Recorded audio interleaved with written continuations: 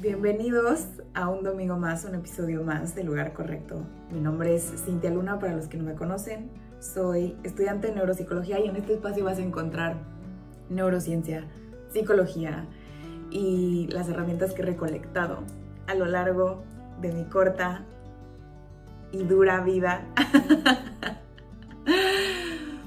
Pero estoy súper contenta de tenerlos aquí y sin más que decir, vamos a empezar con el episodio de hoy. El día de hoy preparé un tema y voy a hablar sobre las adicciones. Ese es un tema que me toca fibras muy sensibles y que es un tema personal, que me he dedicado a entenderlo porque es personal. Usted se preguntará el por qué y crecí viendo las secuelas de alguien que había sufrido mucho por la violencia de haber sido criada por alguien siendo alcohólica. Mi abuela materna era una persona bastante peculiar, de carácter muy duro, pero yo vi cómo ella sí dedicó su vida al alcohol.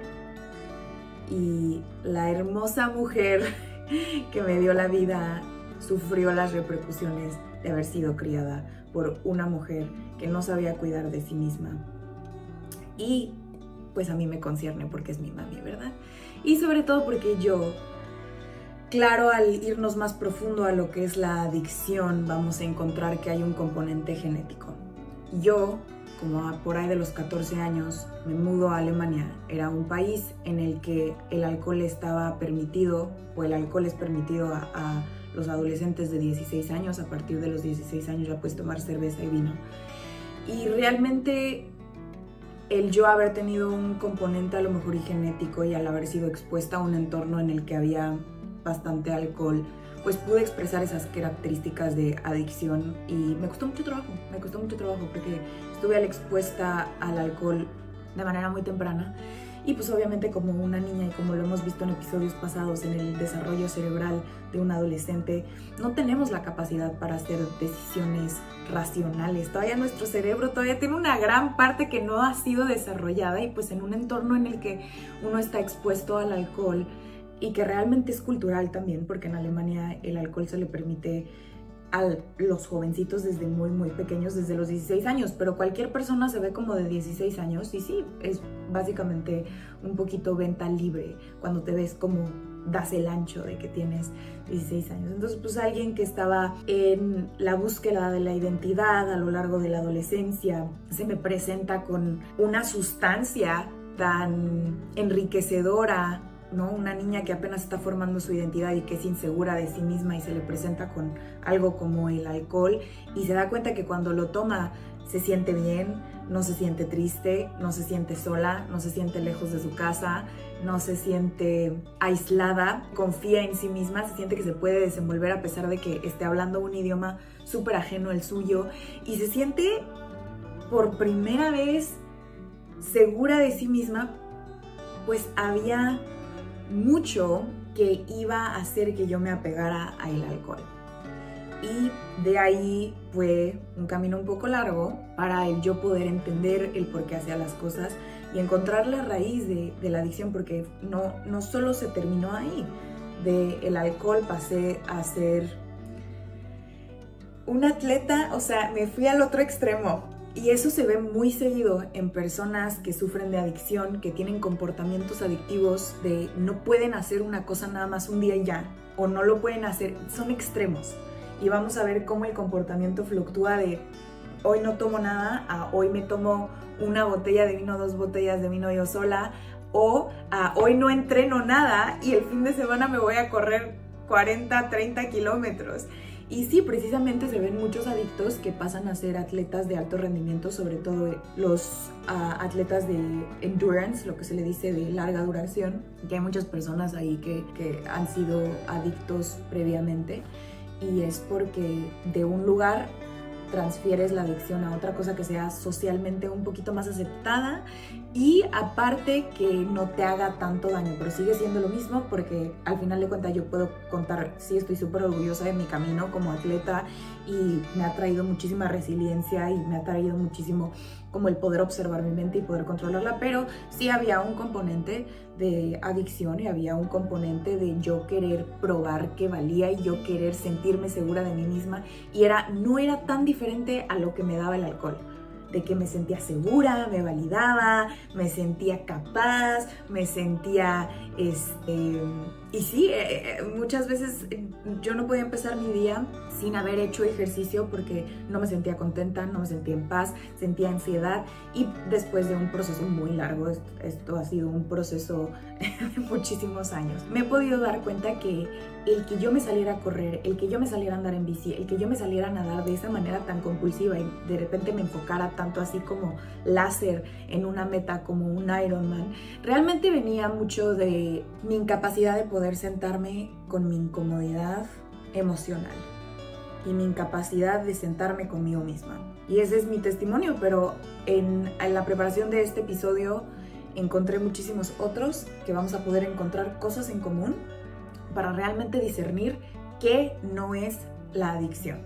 Para el final del capítulo vamos a entender que la adicción es un problema un poquito más profundo, que es un problema que realmente nos concierne a todos y que se tiene que empezar a ver de una manera diferente, porque hay muchísimas visiones con las cuales yo no concuerdo. Este es un producto de mi propio camino personal, viniendo de una abuela alcohólica, y yo expresando esas características, más los libros que he leído, más la carrera que llevo detrás, está muy enfocada también como a ver los cambios neurológicos cuando una persona sufre de adicción, y realmente me gustaría que nos sentáramos con este tema porque es algo que nos concierne a todos. Voy a empezar con una definición bastante general que pude encontrar, que es que la adicción se define como una enfermedad cerebral crónica. Es un cambio dentro del cerebro, que es un desorden neuronal, se adapta tu cerebro a la sustancia y la necesitas. Por eso necesitas esa sustancia de manera recurrente, y normalmente la adicción es caracterizada por esta búsqueda compulsiva de las drogas, del alcohol, otras sustancias o comportamientos, como vamos a ver en este episodio. Este trastorno afecta al sistema de recompensa dentro de nuestro cerebro. En nuestro cerebro tenemos un sistema que se llama el sistema dopaminérgico, que estimula dopamina, como lo dice el nombre. Y cuando comemos azúcar, cuando tomamos alcohol, cuando interactuamos con algo que nos genere emoción y que sea como que nos dé una recompensa y que nos dé ese estado de euforia, este sistema se activa y empieza a estimular dopamina. Entonces, que tenemos un spike, se le llama un spike de dopamina. ¿Qué es lo que hace? Se llama el sistema de recompensa, y eso también se puede ser activado cuando hacemos ejercicio, cuando comemos bien, cuando aprendemos algo y hacemos un examen y sacamos 10, ¿no? O cuando consumimos drogas, cuando vemos pornografía, cuando tienes una interacción sexual, tienes estos spikes de dopamina, ¿no? Y es el sistema de recompensa dentro del cerebro. Las drogas hacen exactamente lo mismo. Consumes una droga, estimulas la dopamina. La mayoría de drogas, alcohol y nicotina, tienen algún cierto porcentaje de estimulación sobre el sistema dopaminérgico, y entonces eso se activa, tienes un spike y por eso tienes esa sensación de recompensa. La adicción no se limita únicamente al uso de sustancias como el alcohol, como la nicotina o las drogas legales o ilegales, mi café, feliz café, sino que también puede incluir adicción a comportamientos. ¿Como cuáles? Todos conocemos cuando la gente es adicta al juego, al apostar, ¿no? O al internet. Ahorita toda la chaviza, si así se dice, está realmente muy envuelta en lo que es las redes sociales, el TikTok, porque realmente es súper sencillo, y estos sistemas están diseñados para crear estos spikes en dopamina de recompensa, para activar nuestro sistema dopaminérgico y que nos quedemos pasmados, porque realmente es muy placentero.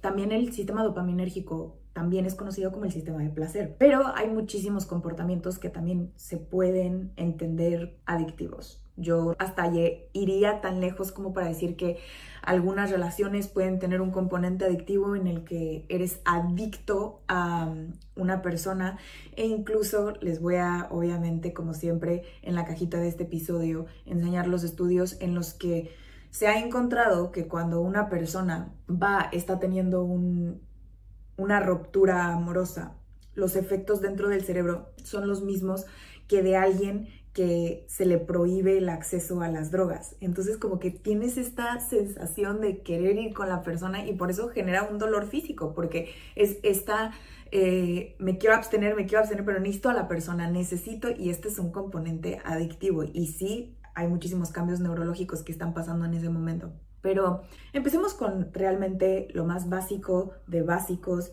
de básicos. Hay dos visiones de las cuales yo me he podido encontrar dentro del campo de la psicología y dentro del campo de la neurociencia.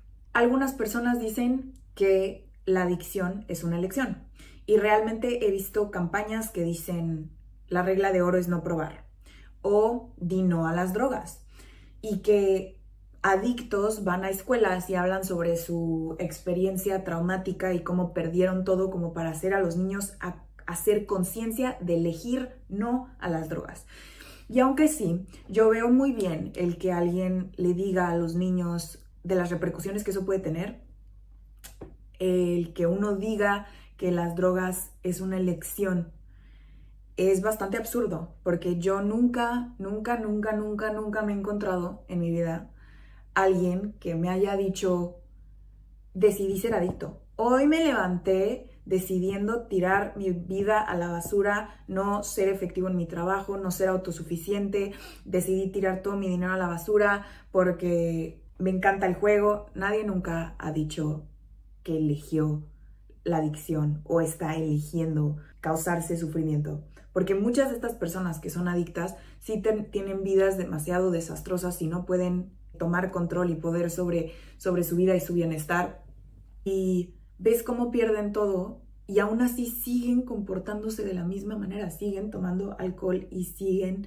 tomando drogas y siguen comportándose de la misma manera. Entonces, si realmente es una elección, pues no sería tan fácil como para ellos simplemente decidir hoy ya no lo hago y ya. Y también se dice que, pues sí, además de que es una elección, la adicción es producto de muchas malas decisiones en repetidas ocasiones. Pero otras visiones dicen que es una enfermedad. Como ya lo vimos, la definición bastante general de las adicciones dicen que es una enfermedad cerebral crónica y que se hereda de manera genética. Pero vamos a desmenuzar eso un poquito. El informe sobre las drogas de la ONU destacó números súper preocupantes.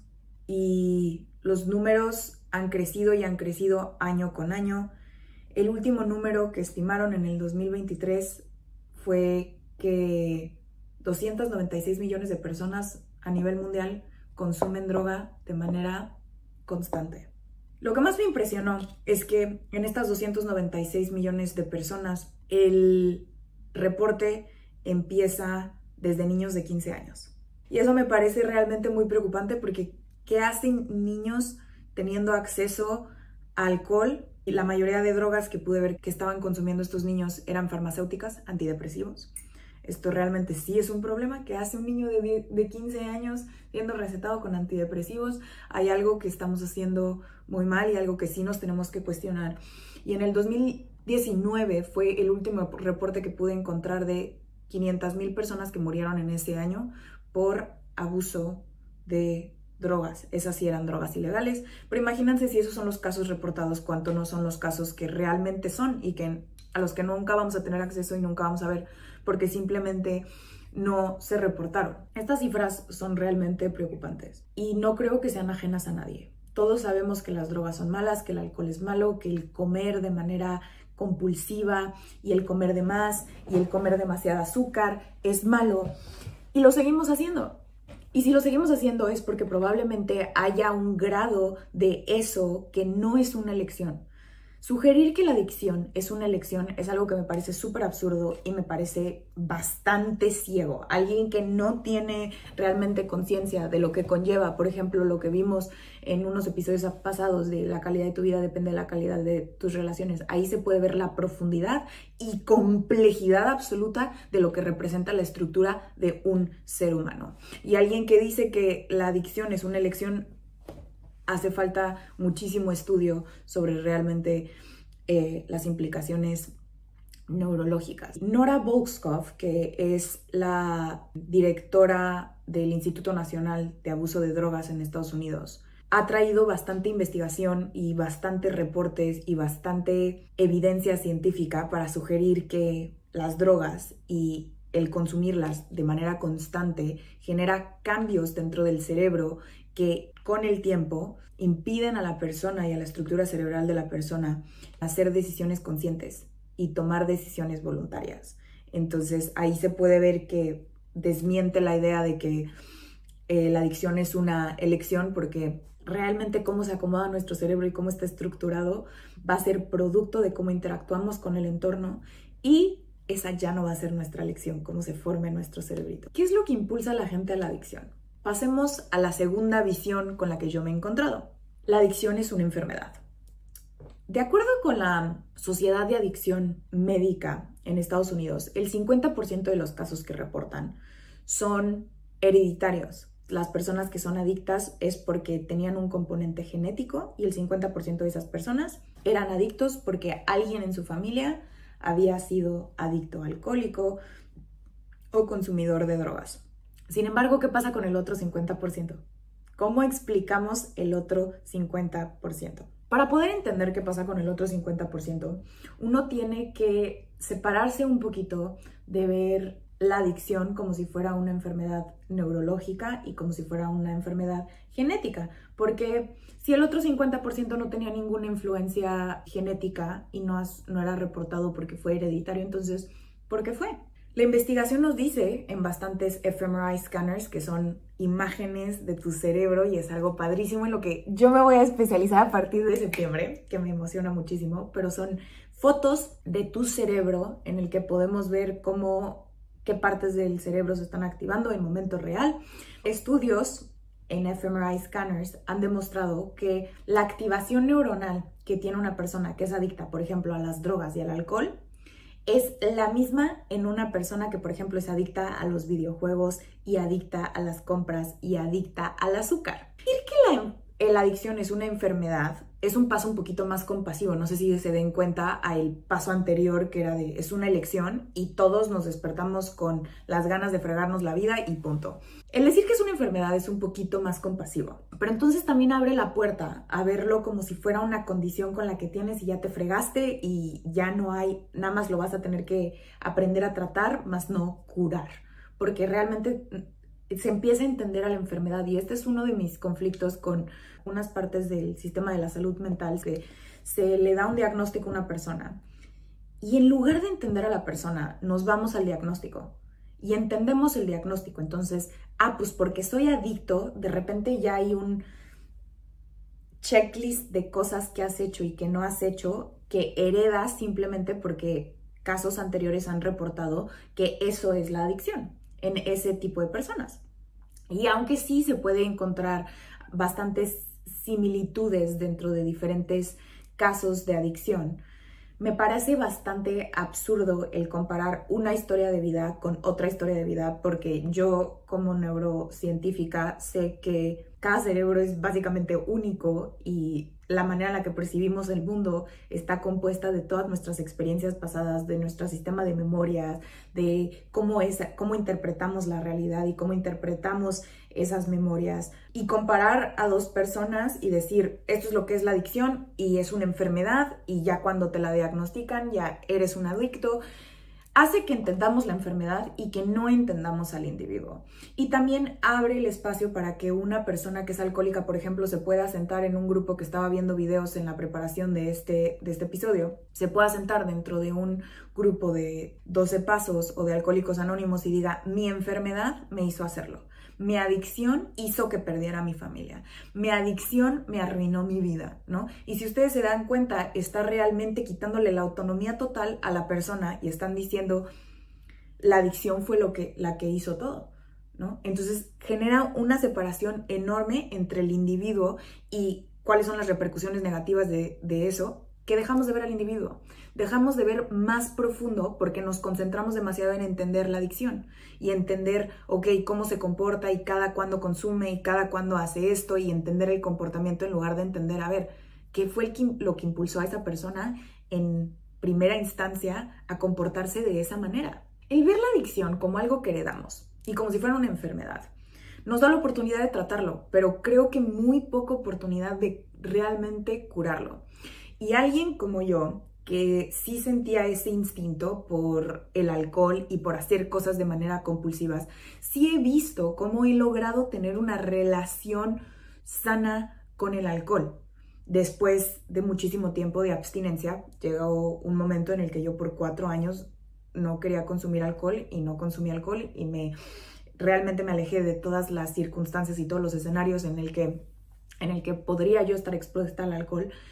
Y después me fui introduciendo poco a poco y creo que gran parte de eso fue que a mí no me pusieron el pin de eres adicta. Aunque sí fue esa clínica, yo nunca internalicé el título de eres un adicto, te lo pones y te marcamos para toda la vida porque eres un adicto. Obviamente sí sé que tengo una personalidad adictiva que tiende a ser adictiva, pero es una parte de mí. Así como tengo otra parte de mí que puede llegar a ser muy disciplinada. Y creo que cuando a alguien le dices, eres un adicto, y le das todas esas características que tiene que adoptar, también le quitas de ver todas las otras cosas que también puede ser en el entorno correcto. Para poder entender la adicción, nos tenemos que ir mucho más profundo de la genética y mucho más profundo de un circuito neuronal que se adapta al entorno y deforma el cerebro y ya se queda así. Para poder entender la adicción tenemos que entender cómo las personas están interactuando con el mundo y qué papel juega el mundo en el que interactúan para que ellos tengan el impulso de recurrir a las drogas, de recurrir al alcohol, de recurrir a las compras compulsivas, de recurrir el consumo de azúcar, del recurrir a los atracones de comida que vemos, del recurrir a etcétera, etcétera, etcétera. En mi opinión, como ustedes ya se pudieron dar cuenta, la adicción no es una enfermedad genética ni un desorden cognitivo.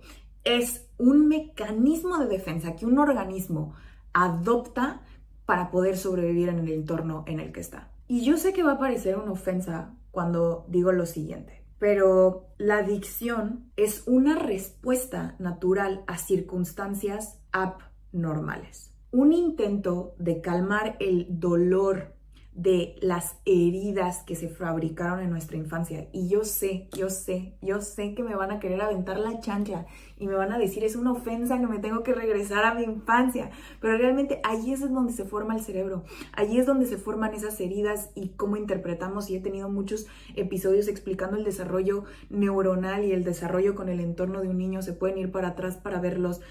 Realmente la adicción es una respuesta como mecanismo de defensa para interactuar con un entorno y es la manera en la que aprendes a sobrevivir y realmente es producto de las heridas que se fabricaron en nuestra infancia y se mantuvieron por el estrés de la vida adulta y nunca tuvimos tiempo de realmente echarnos un clavado ahí adentro y ver qué no procesamos o qué nos dolió o por qué percibimos las cosas como percibimos. Para entender la adicción, creo que hay 2 preguntas cruciales que nos tenemos que hacer. En lugar de ver todo lo que está mal con la adicción y juzgar a la persona y culpar a la persona porque eligió mal y se puso en esa circunstancia, tenemos que entender qué es lo que sí está haciendo para la persona su adicción.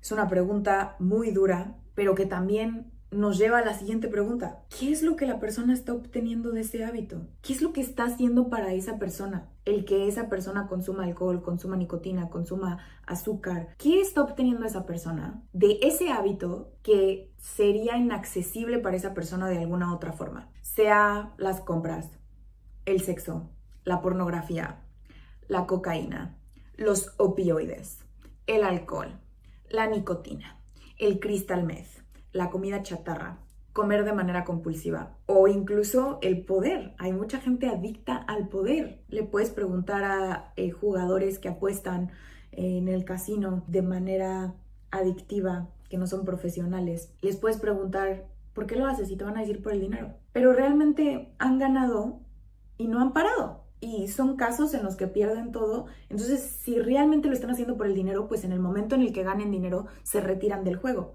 Pero no, lo están haciendo por la recompensa del sistema dopaminérgico del que yo hablamos. Lo están haciendo por la sensación, el poder sentir, el poder tener esa euforia y tener ese momento de placer. Así como nunca he conocido a alguien que diga que su adicción o la adicción con la que ha lidiado es su elección, tampoco he conocido a nadie que la adicción no le haya dado algo a cambio. Normalmente las cosas que nos da la adicción son necesidades básicas que no aprendimos a cubrir por nosotros mismos y el entorno no las supo proveer. Jamie Lee Curtis, un actor infantil, se pueden meter a ver su historia de vida.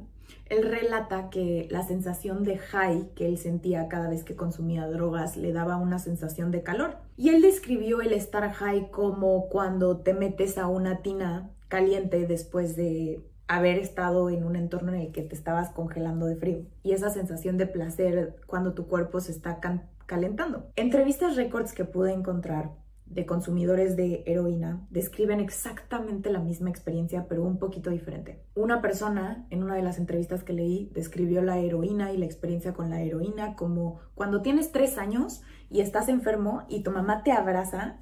Hasta yo me acuerdo de esa sensación, pero cuando tu mamá te abraza y te hace una sopa para cuidarte de cuando estás enfermito. Otras personas que consumen alcohol, específicamente escuché decir Darrell Hammond, que es el conductor de Saturday Night Live, escribió un libro sobre su adicción. Y él reporta que a través del alcohol, él se podía desenvolver en este ámbito de famosos de una manera más segura de sí mismo y se sentía poderoso y se sentía que el alcohol le daba 3 horas de paz y que por un momento en su cabeza no se tenía que preocupar de cómo me está viendo la gente, qué estará diciendo la gente, si dije las cosas bien, no dije las cosas bien, y que realmente lo calmaba 3 horas de paz. Y por eso él relata que con el tiempo se volvió alcohólico, porque el alcohol era lo único que lo hacía sentir esa sensación de calma. Lena Dunham, una adicta a los calmantes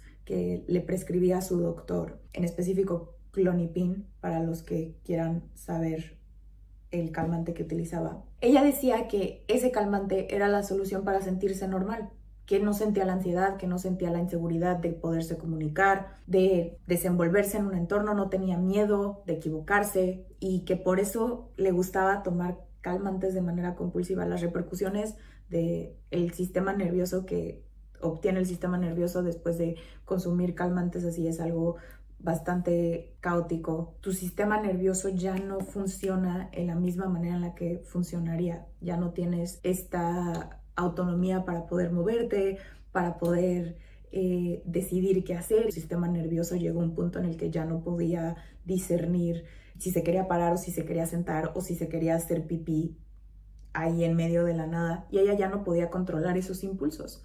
Y ella definía esta adicción a los calmantes como la llave para poderse sentir normal, de que llegó un momento en el que era tanta su ansiedad que no sabía qué hacer con ella, le dan los calmantes, se empieza a volver adicta a los calmantes porque de repente se da cuenta que se pueden desenvolver mejor y que no tiene esta inseguridad y esta sensación de miedo todo el tiempo. Las cosas que podemos saber que tienen aquí en común, con la historia que yo les conté de mí misma al principio y todos estos reportes que pude encontrar de las personas que han llegado a ser adictas, los de cocaína que dicen que sientes calidad humana y que sientes esta conexión de cuando estabas con tu mamá, o con esta Lena que dice adicta a los calmantes, que decía que era porque por un momento en su vida se sentía tranquila. Ahí podemos ver que la adicción está haciendo mucho para estas personas y por eso gravitamos a el azúcar, gravitamos a las compras compulsivas, gravitamos al scrolling en TikTok de manera compulsiva, o las drogas o el alcohol. Queremos calmar esa sensación y queremos calmar la ansiedad sin realmente ver qué hay más allá de eso. Pero cuando nos damos cuenta qué es lo que hacen estas cosas por nosotros, nos damos cuenta que nos dan conexión humana, ¿no? Esta sensación de sentirte conectado con tu mamá, sentirte seguro de ti mismo para poderte desenvolver. Te dan un estado de calma, como dice el conductor de Saturday Night Live, Darrell Hammond, que dice, Me daba 3 horas de paz el alcohol y por eso me volví alcohólico, ¿no? Y te da esta sensación de calma o te da el empoderamiento para poder hacer cosas que normalmente no harías, subirte a cantar a un lugar o expresar tus sentimientos. Te da una sensación de comunidad o el simplemente expresarte en un entorno. ¿Cómo es que las personas le van a decir que no a todas esas cosas que sí nos da esas sustancias? Cuando vemos la adicción desde ese lente, podemos empezar a entender que la adicción es un escape. Y es un escape de las prisiones dentro de nosotros mismos, de sentirnos incómodos, de sentir el dolor que realmente hay dentro de nosotros y de sentir esa incomodidad de quiénes somos y de lo incómodos que estamos con nuestra mente y nuestro cuerpo. Y por eso gravitamos y por eso nos impulsa, nos gana este impulso de, ay, nada más una dona, ay, nada más una copita de vino y se vuelven 2, se vuelven 3 y se vuelven 4, o nada más un cigarrito, o nada más a casos más extremos como los que reporté aquí de adictos de heroína que habían tirado sus vidas por la basura y habían perdido todo lo que tenían, a sus familias, y habían perdido todo por su adicción. Otro ejemplo del adicto de heroína más famoso que pude encontrar fue Keith Richards, el de los Rolling Stones. Y en su biografía, que se llamaba Life, él describe que la adicción es algo a lo que él iba para no sentirse sí mismo por unas horas. La adicción nos llama cuando nos sentimos atrapados en las aguas oscuras internas, en las que hay duda, falta de propósito, el sentirse no valioso, olvidado, solo, con un futuro incierto. Y todas estas cosas representan dolor, representan ansiedad, representan miedo a la incertidumbre. Y en lugar de implementar herramientas, porque implementar herramientas para poder lidiar con esa ansiedad, para poder conocerse es bastante incómodo. Entonces es una manera de calmar el dolor y irnos a distraer un poquito de lo que hay dentro de nosotros.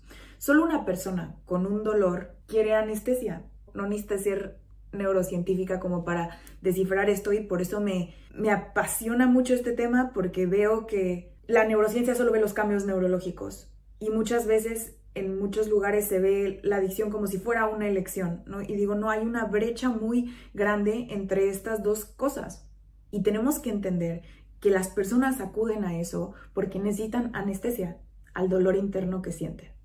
Para realmente entender qué está pasando con estas personas, tenemos que dejar de preguntar por qué la adicción y empezar a preguntar por qué el dolor. Entender a el dolor. Podría yo presentarles aquí muchísimos casos sin fin de muchas personas, y lo que vamos a encontrar adentro es, sí, a lo mejor hay unos casos extremos en donde hubo negligencia por parte de los papás, pero también vamos a encontrar casos en los que no hubo negligencia por parte de los papás, o bueno, aparente negligencia por parte de los papás, porque hubo techo, comida y cierta atención, pero no se dan cuenta a lo mejor, y que los niños son súper receptivos y responden a todo en el entorno, y que si hay problemas maritales, el niño lo recibe, y que si el niño está en un estado de incertidumbre y el sistema nervioso de mamá y papá no está regulado y mamá y papá no saben gestionar sus emociones, entonces el niño va a aprender a sentirse inseguro y realmente va a vivir una vida intentando protegerse del entorno y con este sistema activado, en lugar de realmente desarrollar una identidad y conocerse profundamente. Porque eso es lo que debería de estar haciendo un niño en su adolescencia, conociéndose, encontrándose, construyendo una identidad y no defendiéndose del entorno. Un ejemplo de esto es la leyenda de hockey canadiense Kieran Fleury. Él tenía 14 años de edad cuando su coach empezó a abusar sexualmente de él. Y hay una entrevista que está en YouTube, si quieren se las voy a poner acá abajo, está bastante gráfica, bastante doloroso escuchar, pero su familia era católica y su papá era alcohólico, entonces él sentía que no podía ir con nadie y no podía decírselo a nadie, entonces nunca se los dijo. Y por otro lado, su familia era de un nivel socioeconómico bajo y su sueño era verlos felices y ayudarlos económicamente. Entonces cuando él adopta el hockey y dice, bueno, pues esta es una manera en la que yo podría hacer dinero y ayudar a mi familia, lo que hace él es, pues sigue permitiendo que abusen de él porque no sabe a quién ir, guarda todo ese dolor y quería ver a sus papás felices y quería ayudarlos económicamente. Ahí es uno de los errores. Yo digo, un niño ni un adolescente tendría que estar tomando las responsabilidades de un adulto dentro de un hogar.